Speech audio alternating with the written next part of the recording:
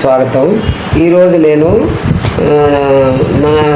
మునగాకుతో కందిపప్పులో పప్పు చేద్దాం అనుకుంటున్నాను. మునగాకు కూడా ఆరోగ్యానికి మంచిది కదా. మనం ఎప్పుడూ తోటకూర, పాలకూర ఇట్లాంటి పప్పులో వేసుకుంటాము. మునగాకు తక్కువ వేసుకుంటాము. మునగాకు చక్కగా ఇట్లా లేతగా ఉండాలి. ఈ ఆకునంతా కూడా చక్కగా మనం ఇట్లా దూసుకోవాలి. ఇట్లా దూసుకొని లేత ఆకు అయితే చక్కగా ఉడికిపోతుంది. ఇందులోకి ఈ గ్లాసు పప్పుకి ఈ ఆకు సరిపోతుంది. దీనిలో కొంచెం ఉల్లిపాయలు, కాస్త చింతపండు, ఈ పచ్చిమిరపకాయలు వేసుకొని చేసుకుంటే కావాల్సిన వస్తువులు ఇవి.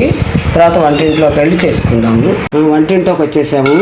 మనం పప్పు కుక్కర్లో ఇందాక కొలిచి పెట్టుకున్న గ్లాసు పప్పు శుభ్రంగా కడిగి మళ్ళీ మంచి నీళ్లు పోసి పెట్టాను.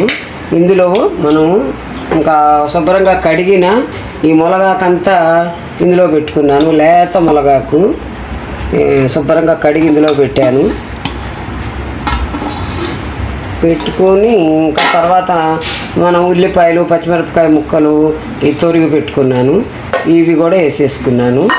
దాని తర్వాత మళ్ళీ చింతపండు కూడా నీళ్ళల్లో కడిగేసాను. దీనికి మాత్రం చింతపండు సరిపోతుంది. ఈ చింతపండు కూడా కడిగి దీని మీదే పెట్టి ఇంకా కొంచెం నీళ్లు పోసేసి పెడితే కుక్కర్లో ఇంకా కుక్కర్లో పెట్టేసి 3 విజిల్స్ రాగానే చక్కగా ఉడుకుతుంది. మునగాకు, ఉల్లిపాయలు, పచ్చిమిరపకాయలు, చింతపండు వేసి పెట్టాం కదా, చక్కగా 3 విజిల్స్లో ఉడికిపోయింది. ఆ ఉడికిన దాంట్లో మనం ఉప్పు కారం వేసి పోపు పెట్టుకోవాలి. ఉప్పు వేస్తున్నాను. దానికి తగినంత ఉప్పు, కారము,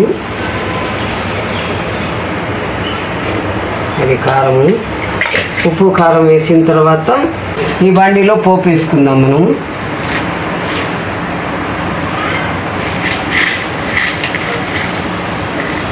ఇందులో పచ్చిశనగపప్పు, మినపప్పు వేశాను.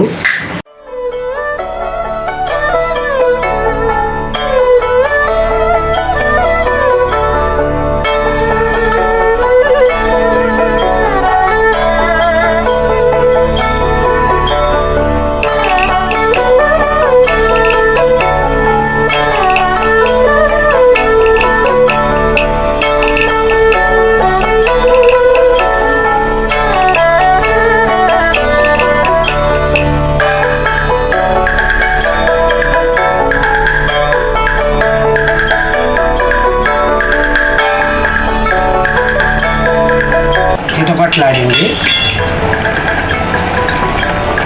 దీన్ని ఇంకా మనం ఈ పప్పు ఇక్కడ ఉడుకుతుంది కదా ఈ కుక్కర్లోను, ఇంకా అందులోకి ఈ పోపుని ఎత్తి పోసుకోవటం. నేను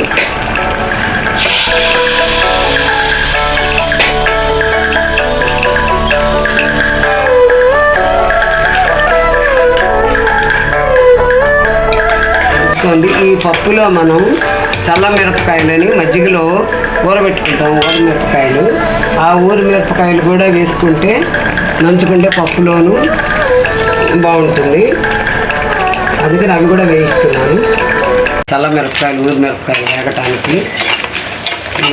ఏ పప్పు కూరలు అయినా సరే, మామిడికాయ పప్పు కానీ, తోటకూర పప్పు, టమాటా పప్పు, దోసకాయ పప్పు, ఏ పప్పులైనా ఇట్లా ఈ చల్ల మిరపకాయలు వేయించుకొని పప్పులో కొరుక్కొని ముద్దల్లో ముద్దకు ఒక చొప్పున కొరుక్కుంటే బాగుంటుంది, చాలా బాగుంటుంది. రెడీ అయిపోయింది. ఇంకా ఈ పప్పు చాలా ఆరోగ్యకరమైంది. మునగాకులో మంచి కాల్షియం ఉంటుంది, ఆరోగ్యకరమైంది. దానికి తోడు ఊరిమిరపకాయలు కూడా వేయించి పక్కన పెట్టుకొని పప్పులో కొరుక్కుంటూ తింటే చాలా బాగుంటుంది. నా వీడియో చూడండి, సబ్స్క్రైబ్ చేసుకోండి, కామెంట్స్ పెట్టండి, షేర్ చేయండి. Thank you.